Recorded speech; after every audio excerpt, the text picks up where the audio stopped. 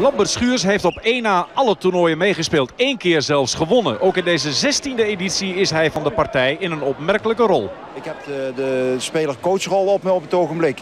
Alleen dat is niet echt een succes. Omdat en met coachen en met spelen bezig zijn is geen goede combinatie.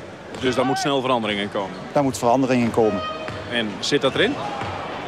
Ja, dat moet absoluut gebeuren. Ik bedoel, ik wil zelf graag heel erg spelen. Dus wil de club gebruik maken van mijn kwaliteiten. Dan zal er een coach langs de kant moeten komen. En dat staat te gebeuren snel? Daar heb ik van de week een gesprek met het bestuur over. 41 jaar is hij inmiddels. Meestal speelt hij alleen in de verdediging en soms ook in de aanval. Mijn lichaam is conditioneel heel goed. Ik heb plezier erin. Dus ik bekijk aan het eind van het seizoen. Ik heb nog nooit gezegd dat ik wel zou stoppen. Alleen tegen mijn vrouw. Maar bekijk dan aan het eind van het seizoen steeds. Dus eventueel nog een jaar BFC of misschien toch nog weer een terugkeer naar de oude liefde Sittard? Ik heb het heel erg naar mijn zin bij BFC. Ik wil alleen eigenlijk het liefst op het hoogste niveau presteren. Dus ja, daar zal van alle kanten wat aan gedaan moeten worden. Wil ik nog een jaar doorspelen. Eerzuchtig en ambitieus, het zijn trefwoorden voor deze Lambert Schuurs. Maar zijn team, de Beekse Fusieclub in de gele shirts, kon niet op tegen Vlug en Lener.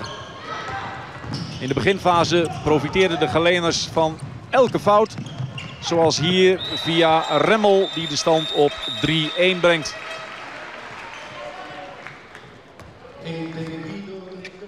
En Vlug en Lener ging door. Met Martijn Rietbroek, nummer 10, terug na een blessure. En de score van Roel Adams. Al jarenlang een van de grote talenten in de Nederlandse competitie. 4-1. In die competitie presteert Vlug en Lener wisselvallig. Onder de maat eigenlijk. Hier een goede stop van Mark Gorissen. En weer een break op die snelle hoekspeler Remmel. 5-1. Remmel, de vervanger van Ewout Boogaard. Die aan zijn enkel geblesseerd is en ook werd geopereerd. Dan een score voor BFC. Wie anders dan Lambert Schuurs. Zijn specialiteit, een doelpunt vanaf de cirkel, 5-2. Maar het antwoord van Vlug en Lener is snel daar. Martijn Rietbroek, 6-2. En zo was het beeld van de eerste 20-25 minuten vrij eenzijdig. Snel aanvalspel en weer een score van Martijn Rietbroek, 7-2. En BFC kon daar heel weinig tegen overstellen. Wel een score van Lambert Schuurs, maar die wordt afgekeurd. Cirkelspel. En in de tegenaanval is daar weer Vlug en Lener. Met een score uit de tweede lijn van Roel Adams. Pim Rietbroek is na jaren België terug op het oude nest. En hij is weer de trainercoach van Vlug en Lener, een vertrouwd gezicht. Een score uit de hoek van Mike Oning. Een van de weinigen die gelijke tred kon houden met VNL. 13-7. Weer een stop van Mark Gorissen. Degelijke, betrouwbare doelman van VNL. En Martijn Kunnen scoort 14-7. Ooit speelde hij voor Sittardia, maar nu voor BFC. Dit is Botnar, de Hongaar. Eigenlijk speler, maar geblesseerd en nu trainer. En Schuurs naast hem dus als coach. Martin Meij scoort 14-8.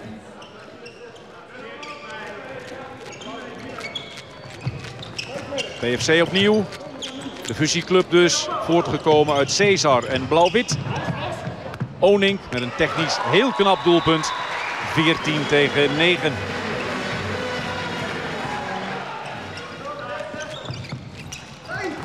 Goed vrijgespeeld op de cirkel. Guy Peters. 14-10. En zo is de ruststand alleszins draaglijk. Een verschil van 4. Maar in de tweede helft loopt Vlug en Lener weg. Waar Rutger Sanders met 7 ook na een blessure terugkeerde in de ploeg. 18-10.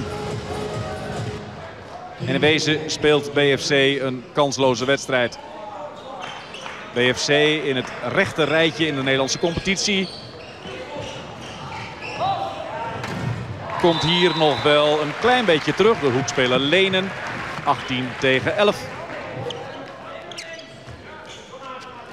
Maar Vlug en Lenig dicteert de wedstrijd in de sporthal Glanerbroek in Geleen. Een thuiswedstrijd dus voor VNL. De score van de jonge talentvolle hoekspeler Bart Keulen. 19-11. Sanders ziet zijn schot gestopt.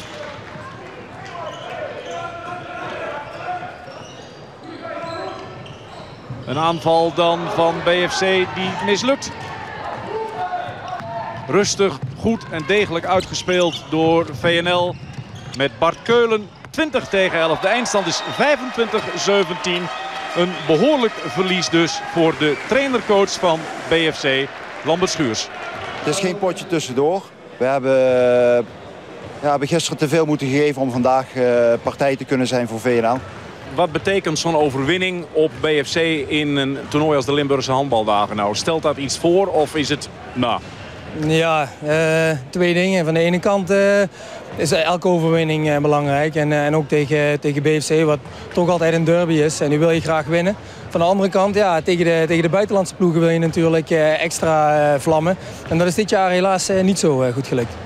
Hoe komt dat? Zijn die buitenlandse ploegen zoveel sterker of zijn jullie zoveel zwakker? Ik denk alle twee. Ik vind dat dit jaar een hele erg goede bezetting is op de Limburgse handbaldagen. En dat maakt het natuurlijk een stuk moeilijker om daar tegen die ploeg een goede uitslag te maken. Daarnaast, in de competitie zijn we nog niet goed aan het draaien, laat staan op dit niveau. Kan een toernooi ook te sterk bezet zijn met te veel Europese toppers, zodat de Nederlandse ploegen helemaal niet meer mee kunnen komen? Nou, ik denk het niet. Ik denk dat andere handbaldagen ook nog wel eens sterkere teams zijn geweest. Alleen deze keer denk ik dat de Limburgse teams iets te weinig in huis hebben.